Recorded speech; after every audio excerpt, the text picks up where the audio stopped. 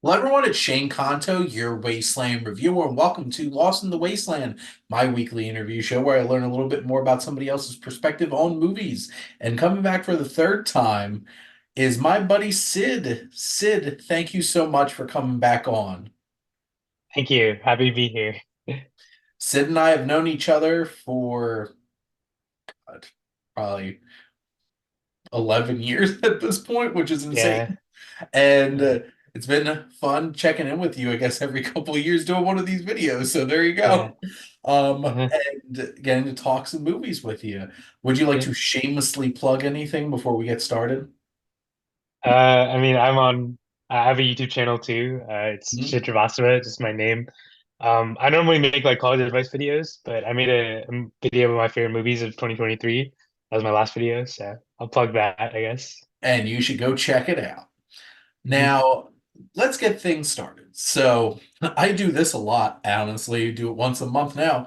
I love movie marathons. You have a whole day off, Sid. What's going Uh-huh. to be the theme of your movie marathon? This is a good question to ask me right now because I still have like a week and a half of break left, so Nice. I should do maybe marathon, but oh, that's a good question.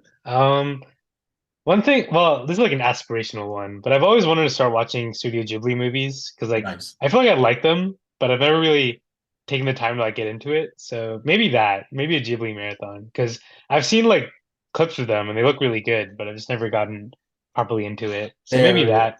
certainly some great ones and definitely plenty of films for you to uh, Yeah. fill up a whole day of watching movies with. So, Yeah. I'm more like, I guess, realistic, not realistic, but a Pixar marathon would be great. Like rewatching like all my favorite Pixar movies. That'd probably be like the realistic one. So that's a fun Ghibli or time Pixar, those too. are two marathons I'd do. Yeah. And there's definitely plenty of great ones to watch for Pixar as well. Oh yeah. Now, imagine, Sid, you have a friend who's never watched a movie before. Crazy to think. What would Yeah. be the first one that you show them? Is it friend like a child or are they like an adult that's never watched a movie before? They're an adult, An so adult who's never watched a movie there's no before. restrictions here in terms of appropriateness for them. Okay, no, I'm just making sure. Maybe I'm trying because like you wouldn't want it to be something super complex because you know they Mhm. haven't watched a movie before. Yep. Maybe like a Pixar movie, honestly. Maybe like Toy Story.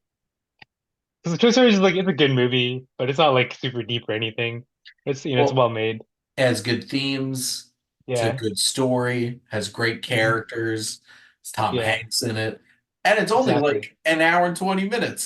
Yeah, So it's it's also a perfect. nice way Yeah, to ease them in, not hmm. throwing like 3 hour plus movies at them Yeah, the exactly. first time.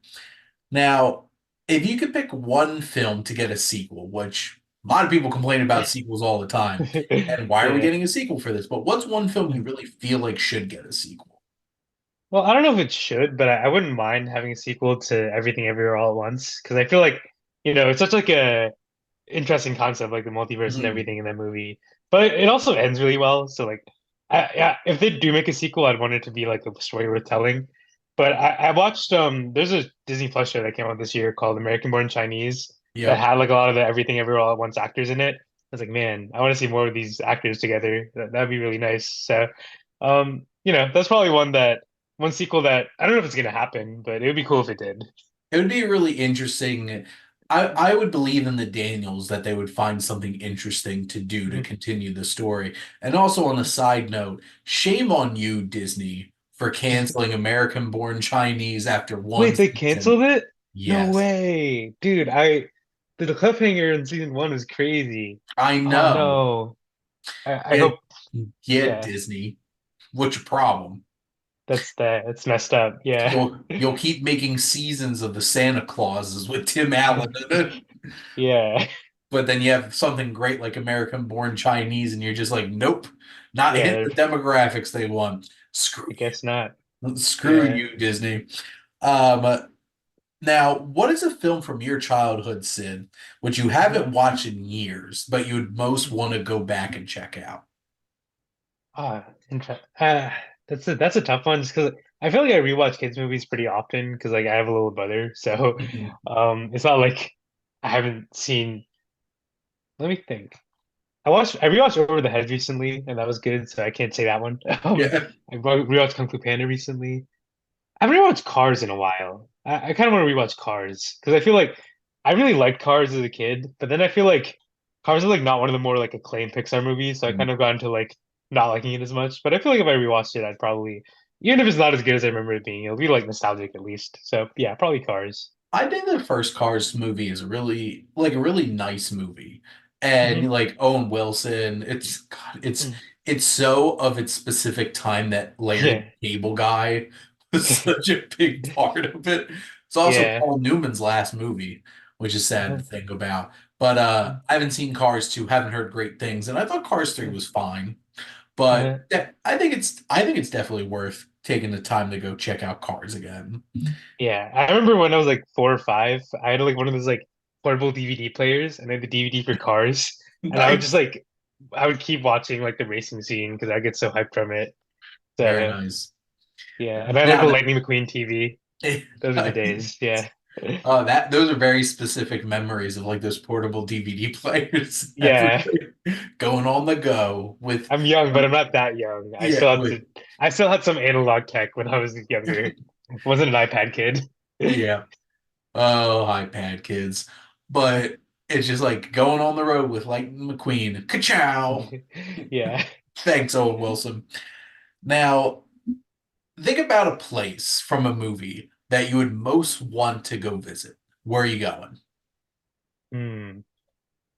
Most fun. Oh, it's probably honestly I don't know what it's called, but the setting of Kung Fu Panda I always thought was really cool because there's like this world where like everyone's really into kung fu, and I'm into martial arts and like I like MMA and stuff like that. So it'd be cool Mhm. to be in a world where everyone was like that, everyone's just super into like traditional martial arts. That'd be fun. Hey, it's a fun world. It's just a dangerous one for sure, but I Yeah. think it would be a lot of fun. I would love to go to like the panda like place that they Yeah. find Oh the yeah. third one. In three. I just the Kung Fu Panda 4 trailer looked really good. I'm excited for that. I just Yeah. did my top 10 most anticipated movies of 2024, and Kung Fu Panda 4 is my number 10 because I love Kung Fu Panda and I love Jack Black. So Yeah, Viola Davis is the villain too, and she's been on a tear lately. So that's excited for a that. very interesting choice, and the fact that they're bringing back a whole bunch of the villains for this Yeah, chameleon they're like no idea. way homing it. Yeah, Yeah, so no way homing Kung Fu Panda 4. Ho yeah, goes home. yeah. So now, Sid, what's a film that you watched when you were definitely too young? Ooh, that's a good question. Um, I don't know. My parents, I was pretty sheltered growing up, so my parents didn't like show me like too many like explicit movies growing up. So I'm trying to think. Uh, maybe maybe Pulp Fiction, because like the first time I watched it, I was like in high school, and like my media literacy wasn't as good as it is now. So like I rewatched Pulp Fiction recently, and I was like I appreciated it a lot more. Not that I mean I liked it in high school, I just didn't like understand Mhm. all the nuances of it as well. So that's I'm the just first one that comes to mind. I'm just gonna sit here and be like, that was the one question, and I think I knew the answer to your question because I distinctly remember you telling me about watching it. Oh So wow, that's crazy. Yeah. But yeah, that's definitely a film where it's like even if you do watch it and when you're even like as a teenager, there's certain films that you watch when you're a teenager and you just don't like fully grasp the nuances. I Yeah. definitely had some of those. Like I watched Raging Bull in a cinema Mhm. class in high school, and Mhm. I just thought it was a dumb movie about two Italian guys yelling the F word at each other for 2 hours. Which here's the thing, that is true, but there's so much more to it than that. Yeah. So, like those kinds of things. So I could definitely appreciate that answer. Mhm. Now, getting a little bit more personal, what do you feel Mhm. like is a film experience that legitimately made an impact on your life? Legitimately, uh, that's a good one. Um, I don't know. I'd say. just for a recent one, over the summer I watched Eternal Sunshine of the Spotless Mind, and I was like still getting over some shit that happened to me. Oh, sorry, get me started on this. I don't know. We're adults here. Yeah, I was still getting over some stuff that had happened to me like last year, and that movie kind of helped me process it to an extent. Because it's like that's literally what the movie's about. It's about processing, you know, Yes. traumatic stuff. And not that it was And like super bad, but and do you yeah, just delete it, or do you like actually go through and process the pain and trauma of the things yeah, you experience in your life? hmm I that's interesting because that's a very interesting film, and I know plenty of people that have watched that film and that they had that kind of reaction to it because it hmm is that impactful. I just remember like the first time I watched it back in college, I hmm wasn't the biggest fan because I'm the kind of person that doesn't forget things. And it's yeah, like I know plenty of people are like, I just wish I could just delete that part of my life. And it's just like, hmm I would never want to do that. So, like, yeah, my conceit going in and watching that movie as like a 19-year-old was like, I would never do this. This is stupid. yeah, But like now watching it, understanding, like, just because the film has an idea doesn't mean it's supporting said idea. Like, hmm the point of the film's not to do, like, go and delete your past. That's yeah. I mean, the actually whole opposite of movie the is like, film. yeah, is like them trying to not do that. So Exactly. yeah, And it's such a creative and interesting film in hmm the way that it accomplishes that. And had some interesting twists and turns along the way. And hmm also made me hate Elijah Wood. Little creep. Yeah, I know he was so like unlikable in that movie, but you know, Such a little creep.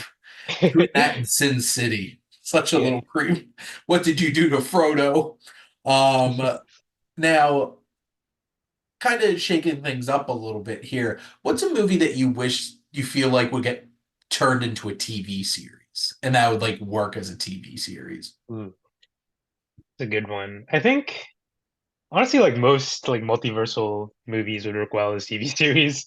I feel Mhm. like I would love like a Spider-Verse TV series where it's like every episode explores a new universe and stuff. They would never do it because it would cost way too much money, and they don't have enough animators to do that. Just take But it to Netflix. They'll pay yeah, for it. yeah, I guess. But like it would be really cool. It's not practicable, but I think like that's why I really like the What If series on Disney Yep. Plus because it's like explores the multiverse in a really fun way. Also like the Loki series is good for that too. I think it's like multiverse concepts like lend themselves really well to TV shows. Yeah, I liked season one of What If, I think a lot more than other people. It seemed like a lot of people were disappointed by What If. But this second season, like the 9 days in a row that we got an episode, which I thought that was a really fun release hmm schedule that they did with it. I loved it. And hmm it really blew me away. And by the time we got to that last episode, all that hmm crazy build up and Oh, payoff to all of it. the ending of the last episode had me so hyped. I was like, oh my God, it's all connected. No way. Yeah. I know what that is. Yeah. Yeah. And what's really cool, like I would love a Spider-Verse series. Mhm. Like one episode you get to, yeah, Spider Noir, get some Nick Cage action going on, and then Yeah. you get Spider Ham and just have John Mulaney back and having some Yeah. fun. I'd 100% be down for that. I feel like 99% of people would be 100% down for that. Yeah. So Sony, what are you doing? I And mean that I'm pretty sure they have a distribution deal with Netflix. So, like, Sony, what are you doing? Go yeah. make it. But don't abuse your animators. Yeah, that's the thing. They have to like hire a lot of animators to do it. I'd watch it, but it might take a while. But Maybe just do like it right. maybe Do it like right. 2029 if I get this. It'll be worth the wait. Yeah. Now, getting a little romantic, what's your favorite Mm. film romance? Ooh, favorite film romance. I mean, I don't know if it's my favorite, but I guess like the most like impactful would probably be also Eternal Sunshine of the Spotless Mind, just because like it felt very like real, like and authentic in a way that most movie romances don't. Mhm. So yeah, I'd say that. Or actually, ooh, maybe Everything Ever All at Once, because like it just like it's not like the most romantic romance in the world, but like that scene where like he talks about like in another universe, I'd love to do taxes and laundry with you. So good. I love that scene. Which, Yeah. let's just take a moment to reflect and appreciate it.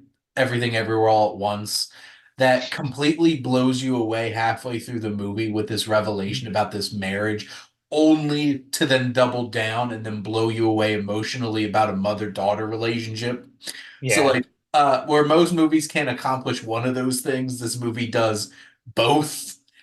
It just like Yeah. knocks you out of the water. So Yeah, it's a special movie. it really is. Yeah. I love Kiwi Kwan, and that moment in particular, that was definitely one of my favorite lines in that movie, and that has so much weight to it at that point. Hmm. And then my last question for you. Hmm. So, speaking of college, so Sid, you graduate and you get hired to teach film class. What's that Oh, film curriculum class that you're going to teach? ooh, that's a I mean, am I a high school teacher or a like community college Uh, teacher? you got a job at a 4 year, Sid. You're teaching this at Oh, Rutgers. wow. So. I don't know. Okay. I took history and film in high school a little bit, so I have Mhm. something kind of to base it off of. But I don't know. I feel like I don't know if I'm like into movies enough to do that necessarily, because like I feel like if you're like a film professor, you want to do a lot of like older films, which I'm not as into. But I This don't know. is It could be your like a modern film class. It's Sid's hey, film class. well, Sid, Yeah. this is your class. Uh-huh. So what would you want to teach? Okay. Well, we've talked about these movies a lot this interview, but definitely Eternal Sunshine and uh Everything Everywhere All at Once. Both amazing films, really well made and all that. I'd probably do Her. Her is a really beautiful film. I watched it this year, and it really resonated with me. So those are three. Those are like very like kind of romancy I films. was Though. Let me about think of to say, like, Sid's going to be teaching a modern sci-fi class because that's exactly what this sounds like, yeah, which is really cool, and I would love it, and I would take it. So yeah. there you go. Then some other. I'd probably throw like a Tarantino movie in there. Um, I guess I don't know. What would be the best Tarantino movie for like a film class? Because like his movies are very maybe Once Upon a Time in Hollywood because like it's like a very it's literally about like Hollywood Hollywood. history. So I think and it's also just it's a really well made movie. So Hmm. um how many films should I have in this class? What should I go for? Hey, that here's the thing. This is your class. This is up to Okay. you. And it could even just be like a theme. It doesn't have to be like all the specific movies or anything, but just, Hmm. this is a fun idea of like you get put into this driver's seat of being able to talk about films and everything. Hmm. So, Sorry, my little brother just walked in. But yeah, I think actually yeah, modern sci-fi would be like probably the theme I'd go for. Just because like I think like modern sci-fi in particular is really an interest or like, actually just science fiction in general. Because I also love like older sci-fi, like 2001: Space Odyssey. mhm. There's not like an older film, but Interstellar would be more like the kind of Interstellar is like a newer movie, but it kind of has more like classic sci-fi vibes to it. You can Or definitely like tell that Christopher Nolan loves 2001: A Space Odyssey. yeah, maybe like So, throw Tenet in there just for fun. Real movie I go. think about a lot. You have a One of my a special Nolan section of yeah. Inception, Interstellar, and Tenet. Just like bam. Yeah, one of my friends has watched Tenet 9 times. And it's like, I mean, like, understandable. It's a great movie, but like, I wonder at what point like he really started to understand it. Because like, I've watched like so many Tenet explain videos, and I still feel like I don't really understand what the movie's about. So I you know, I like I felt like I understood it after the first time, and I didn't need Christopher Nolan to try to tell me that. Like my biggest problem with the movie is, the literal lines in the movie where it's just like, don't think, just feel. Don't tell me how to live my life, Christopher Nolan. yeah, I can understand your movie. Don't talk down to me. I I also understand watched, like I understand like the timeline to Tenet and like the story, but I yeah. just don't understand the like final battle stuff where like half of them are inverted is like really confusing to me. Like I don't really understand what's going on there, but You just at go some point to I'm sure Tim I'll figure it out. Robinson and just like, what the is Yeah, going on here? But exactly. I also watched Tenet exactly how Christopher Nolan intended, which was at a drive-in movie at a naval yard with the Yeah. screen draped over a shipping container. So that's Wow. exactly how Christopher Nolan wanted me to watch Tenet during the Yeah. pandemic. So Yeah, there you go. But exactly. Those were all my questions for you, Sid. Mhm. But I always like to wrap things up by having my guests ask me a question. So, what would you like to ask the Wasteland Reviewer? Hmm. Um, okay, if you could get any screenwriter plus director combo, like dead or alive, any eras, who do you pick and why for a movie? That is very interesting because I'm trying to think of filmmakers that I love that don't write their own stuff. I Hmm. feel like it would be interesting, and this is just right off the cuff and very Hmm. fresh. Hmm. I just recorded a video with a friend Haley of mine, shameless plugs here. Hmm. Spoiler talk for Poor Things. Hmm. And Yorgos Lanthimos doesn't write his own films. Hmm. And I think it's John McNamara is the screenwriter that works on a lot of his film. Tony McNamara. I Hmm. really love his writing. Hmm. And I think it'd be so very interesting because you could tell the influences that Yorgos Lanthimos has from Stanley Kubrick. I want Hmm. Kubrick to direct a Tony McNamara movie, and I want to Hmm. see like how different it would be from like Yorgos Lanthimos directing this movie. Yeah. Because I remember watching very specifically Killing of a Sacred Deer and just being Hmm. like, this is like one of the most Kubrick looking movies that I've ever watched that wasn't Hmm. Stanley Kubrick. I think it would be a Uh, very interesting thing because like some of my favorite directors, like I love the Coens, hmm. they write all their own stuff. Like they don't Hmm. need other people to write it. And um, but Kubrick's definitely one of my favorites, and he doesn't tend to write his own stuff. Hmm. Uh, another interesting one I feel like would be Shane Black writes a script for Martin Scorsese to make. Because I Hmm. like Shane Black a lot more probably as a screenwriter than a director. And Hmm. Scorsese does write some of his films. A lot of them are not written by him. And I just feel like Shane Black would have a very interesting voice to be coming out of a Martin Scorsese movie. Be a Yeah, lot no, that would. it would be more fun. It would definitely Hmm. be more like Goodfellas than, The Hmm. Irishman and Killers of the Yeah. Flower Moon. He's gotten Hmm. real heavy lately. But Shane Black was he made Iron Man 3, right? Yes, Yeah. he wrote he's written like Kiss Kiss Bang Bang, Iron Hmm. Man 3. I would like to not think about the fact that he directed one of the most recent Predator movies, which was not great. But he's just I just really like his screenwriting specifically. Like Hmm. The Nice Guys, I love that Hmm. movie so much. Oh, I've heard that's the one with Ryan Reynolds, right? Ryan Or is Ren- that Ryan yeah? Gosling Or Ryan Gosling and Russell Crowe. oh Now, yeah, I've heard that one's that's a really good. movie that should Yeah. get a sequel. That is like that is the number one answer to that question that I ask people is why I want the Nice Guys to get a sequel. So that was a Yeah. really interesting question. I appreciate that. Mhm. There's a couple, throw them out Mhm. there. But Yeah. Sid, thank you so much for coming on and chatting movies with me. Thank you. Always always a pleasure to do this. See you in a few years for the next one. I'm kidding. But thank you as always out there for always tuning in and supporting your Wasteland Reviewer.